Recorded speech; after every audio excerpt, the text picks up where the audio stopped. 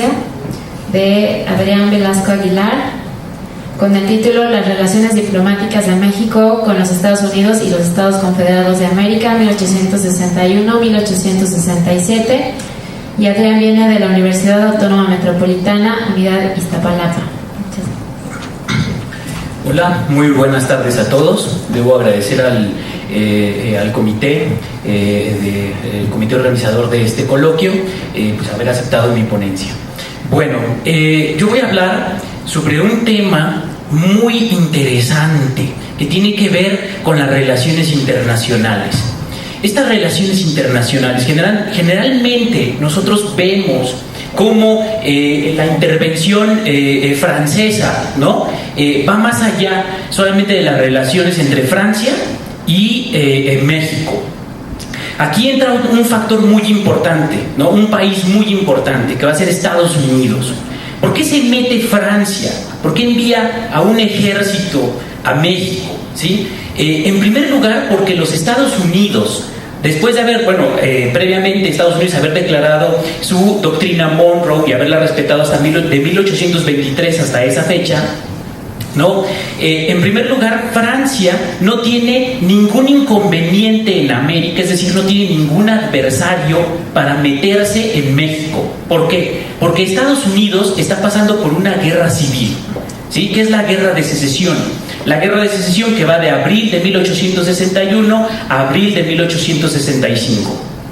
Y entonces Estados Unidos se parte, son dos países. Estados Unidos de América con un presidente y los Estados Confederados de América con un presidente. Son dos países, cada uno con un presidente y con un departamento de Estado, ¿no? Con una constitución y con un cuerpo burocrático, ¿no? Que designa funcionarios, etcétera, etcétera. Hay ministros de Hacienda, ministros de Relaciones Exteriores, etcétera, etcétera. Y entonces los estados confederados se separan, ¿no? Que son los estados esclavistas. No vamos a explicar precisamente toda esta disputa que hay en Estados Unidos entre esclavistas y no esclavistas, ¿no? Porque si no nos llevaría muchísimo tiempo. Nos vamos a centrar solo en las relaciones internacionales, ¿no? Las relaciones diplomáticas. ¿Cuál fue la relación del gobierno de Benito Juárez con los estados confederados de América? ¿No? ¿Y quiénes fueron los personajes? ¿Cuál fue la política de los Estados Confederados de América hacia el gobierno de Juárez primero y después hacia el imperio de Maximiliano? Eso es muy importante tomarlo en cuenta. El presidente del norte, como se le conoció, era Abraham Lincoln, ¿no? Que es asesinado en abril de 1865, ¿no? Y básicamente el otro presidente, el presidente de los Estados Confederados va a ser Jefferson Davis, ¿sí? Entonces Jefferson Davis es el presidente de los Estados Confederados de América. Bien, en primer lugar, ¿cuáles son las fuentes que yo utilizo como historiador? ¿Con base en qué está sustentado lo que vengo a decir? Con base en los archivos de los Estados Confederados, ¿no? En el archivo general, el archivo histórico de la Secretaría de Relaciones Exteriores, Genaro Estrada, los fondos Archivo General, Diplomático, Bóveda, y sobre todo el archivo histórico de la Embajada Mexicana en los Estados Unidos de América. El Archivo General de la Nación, y las imágenes pertenecen al Library of Congress, ¿no? Entonces, este es mi cuerpo documental con el cual voy a construir esta historia lo más rápido posible. Bien, primero que nada vamos a describir nuestros personajes. Ya vemos que Estados Unidos son dos países en realidad. Estados Unidos, de esta parte, ¿verdad? Y los Estados Confederados de América, o sea, son dos países. Está el gobierno de Benito Juárez, ¿no? Estamos en 1861, ¿no? Está Francia, ¿verdad? Que es la que va a intervenir directamente, como ya lo explicó la primera compañera de mesa, como España, Francia y Gran Bretaña se unen, ¿no? Para exigirle un pago de la deuda que Benito Juárez había cancelado, ¿no? La había pospuesto, ¿no? No la cancela, la pospone, ¿no? Bien, y está obviamente Maximiliano de Habsburgo, ¿no? Esto es muy importante, ese es el escenario en el cual nos vamos a mover. Las relaciones diplomáticas, ¿no? Se van a mover en torno a estos personajes y a otros que vamos a ver a continuación. Muy bien, primero que nada, pues la parte geográfica, ¿no? ¿Qué estados son los que se separan de la Unión? Es Carolina del Sur, Mississippi, Florida, Alabama, Virginia, Georgia, Louisiana, Texas, Tennessee, ¿no? Particularmente estos son los estados confederados, ¿verdad? Y estos estados confederados que tienen su capital en Richmond, ¿no? Y básicamente así se va a ver el panorama, ¿no? Este es el panorama, los del norte, ¿no? Del otro lado, ¿no? Y los del sur, ¿no? Básicamente ahí está, esa es la división, ¿no? Y ellos dos se van a enfrentar, ¿no? En la guerra, ¿no? Hasta de 1861 al 65, ¿verdad? Como ellos dos están en guerra, todavía, obviamente, lo que va a ser de mediados de 1861 hasta diciembre de 1861 es la exigencia. Bueno, todo este proceso de cancelación del el decreto que lanza Juárez de posponer la deuda, y luego después se unen España, Gran Bretaña y Francia, forman la Triple Alianza, ¿no? Y para exigirle a México que se ponga al corriente con el pago de su deuda. Eso va a ser hasta 1861. Entonces ellos ya están en guerra, ¿no? A partir de abril ellos ya están en guerra. Entonces Francia dice, no, pues yo creo que sí me meto en México, porque en lo que estos del norte se están agarrando con todo, yo tengo la oportunidad para meterme a México. Y aquí viene la parte interesante, ¿verdad? Los estados confederados saben perfectamente, y también los del norte saben perfectamente, que México es muy importante desde el punto de vista estratégico, ¿no? Para cualquiera de los dos es importante, para el comercio, para el transporte de armamento, por ejemplo, para el envío de tropas, ¿no? Y para atacar por la retaguardia, es fundamental. Entonces, los confederados dicen, no, pues yo lo primero que tengo que hacer, ¿no? Es conseguir la neutralidad mexicana. Eso es lo primero que tengo que hacer, lo primerito. Y los del norte dicen, pues igual, ¿no? Tenemos que mantener la neutralidad de México, tenemos que convencerlo de que nosotros somos los buenos, nosotros somos los malos, y los otros dicen lo mismo, ¿no? Viceversa. Entonces tratan de quedar bien con el gobierno de Benito Juárez. En primer lugar. Bueno, México en la política exterior confederada. ¿Qué quieren los confederados? Para empezar, el ministro de Exteriores, bueno, ya vimos que el presidente era Jefferson Davis, el ministro de Exteriores era Robert Toombs, y John Pickett, ¿no? Es el ministro plenipotenciario de los Estados Confederados en México. Él es el que va a hablar con el gobierno de Juárez, el que va a hacer las propuestas. ¿Qué le propone? Un tratado de amistad, comercio y navegación en primer lugar. Pues, nada tontos, ¿no? O sea, quieren este tratado porque les conviene para la guerra con el norte, ¿no? La parte de México como un factor estratégico. Fines comunes, dicen, no, pues nosotros, el ministro de Exteriores le dice a Pickett, ¿no? Que convenza a México de que el sur, los estados sureños, tienen en común muchas cosas con la agricultura mexicana, que es el peonaje, ¿no? Pues el esclavismo, hazles ver que el esclavismo es igual que el peonaje mexicano, que somos casi hermanitos, ¿no? Y abajo, alianza estratégica comercial, eso es muy importante. Y sobre todo desprestigiar a Thomas Corwin. ¿Quién era Thomas Corwin? Es el ministro plenipotenciario de Lincoln en México ante el gobierno de Benito Juárez. Bien, él es Jefferson Davis, ¿no? Estas son las banderas de los confederados, ¿no? Y también imprimen su propio papel moneda, o sea, forman un país directamente, ¿no? Y aquí voy a leer algo que es muy interesante porque son muchísimos datos, no quiero también perder mucho tiempo. El 17 de mayo de 1861, John Pickett fue nombrado representante de los Estados Confederados ante la República Mexicana. En el vocablo diplomático de la época se utilizó el término agente, el cual expresa la idea de un trabajo como negociador o representante de intereses. El ministro de Relaciones Exteriores de los Confederados, Robert Toombs, encargó una misión especial al señor Pickett, y cito: expresarles un sincero deseo que anime a este gobierno a cultivar las más amigables relaciones con México. Y bueno, el gobierno de Lincoln decía, no, estos cuates quieren absorberte, son de lo peor, son esclavistas, no, diles que no, vente con nosotros, yo te apapacho, ¿no? Entonces eso es importante. Esta misión diplomática fue sustancial para informarle al gobierno de Juárez sobre la independencia de los Estados Confederados, exponiendo las causas y consecuencias que llevaron a la separación, en primer lugar. En síntesis, el programa ideológico político sureño debía ser justificado ante el gobierno republicano de Benito Juárez. Mr. Toombs recalcó a su agente que si el gobierno mexicano por cualquier circunstancia daba indicios de formar una alianza con los Estados Confederados, Entonces, inmediatamente debían comenzarse las pláticas sobre un tratado de amistad, comercio y navegación. Dicho tratado, en caso de realizarse, incluiría ventajas para ambos países. La estrategia de implementación de los confederados fue tratar de convencer al gobierno liberal mexicano de que el sistema esclavista no le era ajeno. La misión de Pickett hizo énfasis en que las economías de ambos países eran agrícolas y que el esclavismo tenía semejanzas con el peonaje mexicano. En síntesis, estos argumentos ponían sobre la mesa que era válido para los dos pueblos sustentar una alianza que mejoraría las relaciones comerciales y que daría paso a la colaboración diplomática. Los confederados llegaron un poco tarde para tratar de ganar la venia del gobierno mexicano, porque antes Corbin había hablado con el gobierno de Juárez, y ahorita lo vamos a ver.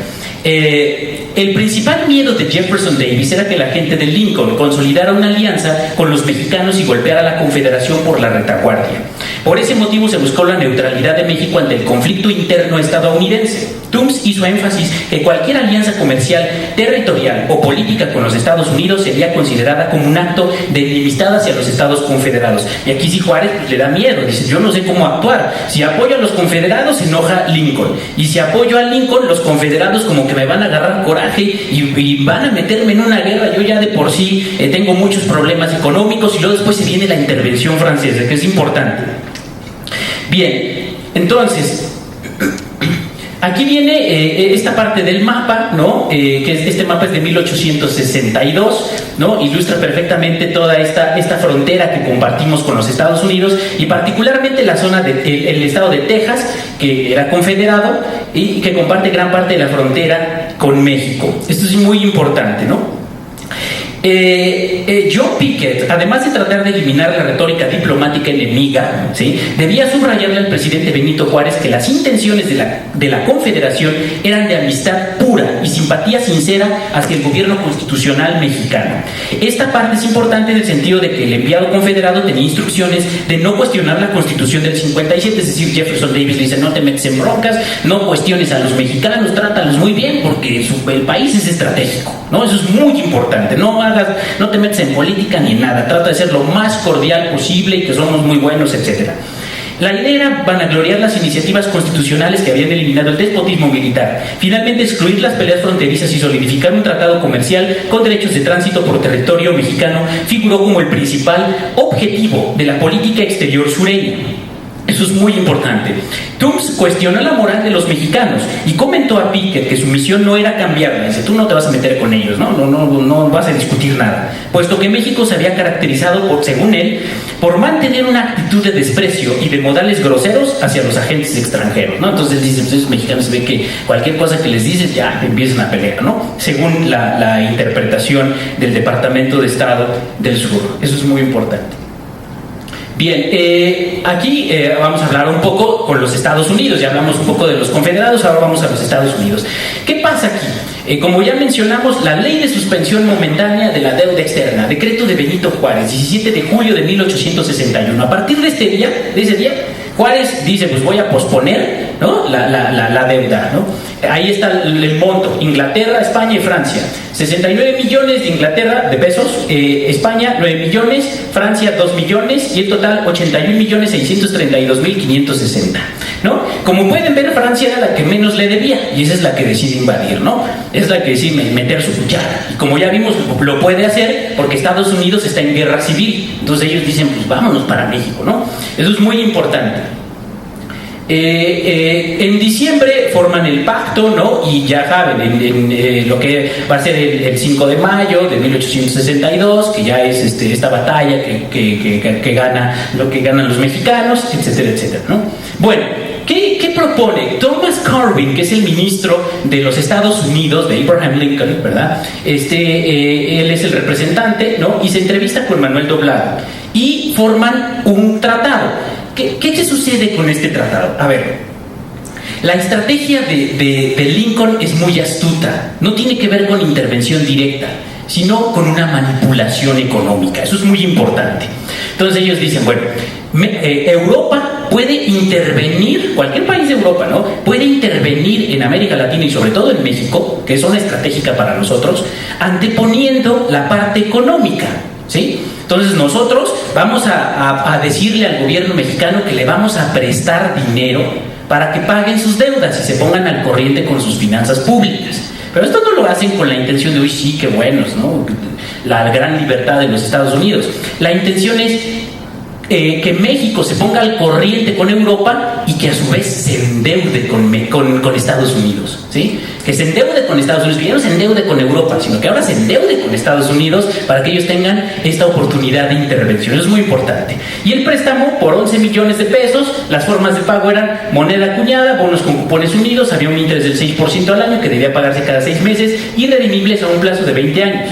Y después, hipotecar los terrenos públicos no vendidos, los terrenos baldíos, las propiedades de las manos muertas de la Iglesia nacionalizadas y los bonos. Pagarés e hipotecas del gobierno mexicano. Eso es lo que el gobierno mexicano pacta con el gobierno de Thomas Carver. Ahora, ojo, esto es muy importante. El gobierno de Juárez nunca reconoce a los confederados, ¿sí? Trata de quedar bien con ellos, pero no los reconoce, ¿sí? Al que reconoce es al de Lincoln, ¿sí? Eso es muy importante. 5 minutos. Sí, claro. Nos vamos a tener que ir muy rápido.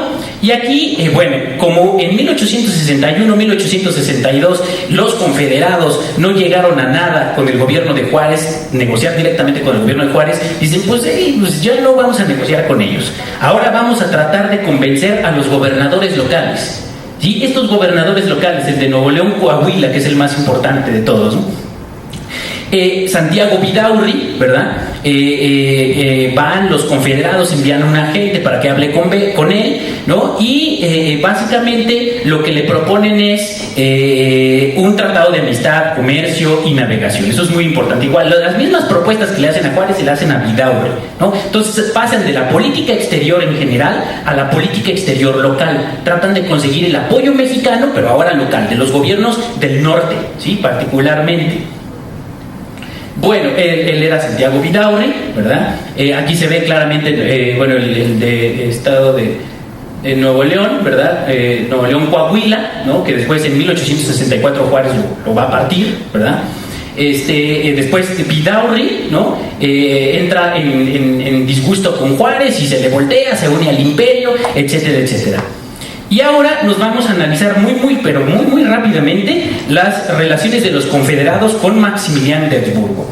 En enero de 1864 los confederados emprendieron un nuevo movimiento diplomático hacia México. Sin embargo, esta vez ya no se acercaron al gobierno de Benito Juárez, sino que prefirieron entrar en contacto con los conservadores. La formación del imperio de Maximiliano de Habsburgo dio la oportunidad a Jefferson Davis de designar a un ministro plenipotenciario ante el gobierno imperial. El hombre elegido fue el general William Preston, quien el 8 de enero de 1864 recibió una carta con información sobre la estrategia diplomática que se pondría en marcha. No obstante, a diferencia de los republicanos mexicanos, el general Juan Nepomuceno Almonte comisionó al señor francés Avignon, agente confidencial, para entablar relaciones con los estados confederados. La táctica de Almonte consistió en enviar a Avignon a entablar pláticas con Quintero, agente confederado en Monterrey, en las cuales comunicó la posición amigable del general mexicano y la oportunidad de que la nueva administración imperial de Maximiliano reconocería la independencia de los Estados Unidos, de los Estados Confederados de América, una vez que el emperador se instalara en el gobierno.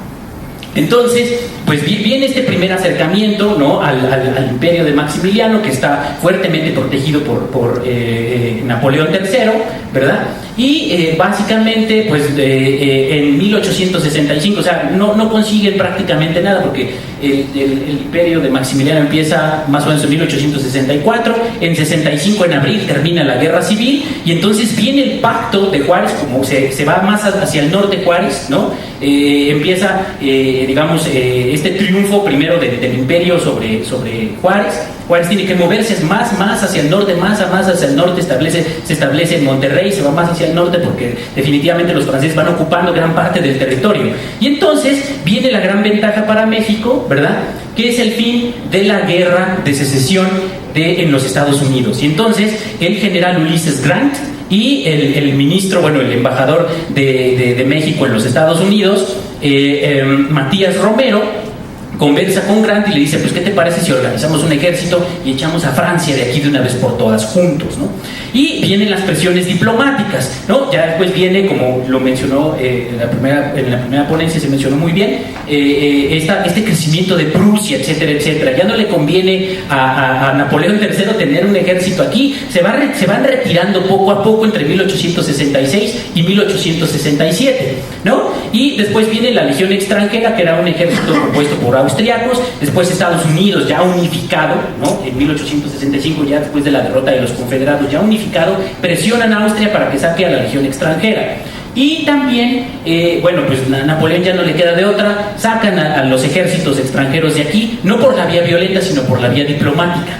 Eso es entre 1866 y 1867, y pues ya en 1867 Maximiliano está abandonado, ya no tiene el apoyo de nadie, ¿no? Y como sabemos, pues lo fusilan, ¿verdad? En el Cerro de las Campanas en 1867, ¿verdad? Y con eso termina pues la aventura imperial. ¿Qué concluimos? Concluimos lo siguiente, ya nada más un parrafito y terminamos. ¿Qué sucede? ¿Cuál es, digamos, el punto fundamental en este aspecto? La política de los Estados Confederados hacia México se centró únicamente en la consolidación del comercio fronterizo, o sea, es decir, nunca intentó absorber a México como algunos investigadores afirman. El Departamento de Estado no estaba interesado en absorber a México, sino en mantenerlo neutral hasta que la guerra terminara. Hubo propuestas de paz y alianza, pero a pesar de los esfuerzos de John Piquet, el gobierno de Benito Juárez nunca reconoció la independencia de los denominados esclavistas sureños. Al recibir la negativa, Jefferson Davis y sus allegados recurrieron a la diplomacia local, dando vida a una interacción comercial que enlazó a Texas con los estados de Tamaulipas y Nuevo León, Coahuila. El éxito confederado fue parcial. La política de amistad y alianza con Quintero, representante confederado, propuso al gobernador Santiago Vidaurri solo, digamos, algunas cuestiones elementales que se cumplieron parcialmente. La política de los Estados Unidos hacia México se centró en un expansionismo económico, como lo vimos, y que se va a consolidar en la República restaurada y luego después en el Porfiriato. Finalmente, el tratado Corwin-Doblado representa las intenciones económicas de los estadounidenses, hipotecar y conseguir concesiones del Estado mexicano para futuras inversiones de capital. Finalmente, en el lapso que va de 1865 a 1867, los norteamericanos sacaron a las tropas francesas por medio de las presiones diplomáticas. La política de aislamiento y división fue fundamental para evitar que Francia y Austria apoyaran a Maximiliano con el envío de tropas a México. Los documentos de John Piquet, Thomas Harvey y Matías Romero reflejan las negociaciones llevadas a cabo en una época en la que la guerra fue un factor sustancial. Muchísimas gracias por su atención.